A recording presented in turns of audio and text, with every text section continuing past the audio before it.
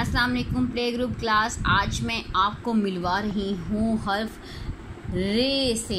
ये है हर्फ रे और इसकी आवाज़ है र। इसकी आवाज़ है र। आप अपनी ज़ुबान को बहुत हल्का रखिएगा, ठीक है। र रोटी। किस किस को भूख लगी है? रोटी। र से रोटी। र से रस्सी। र से रेलगाड़ी। र से रेलगाड़ी। क्या आपने रेलगाड़ी का सफ़र किया है? चलिए मैं आपको नज़्म सुनाती हूँ।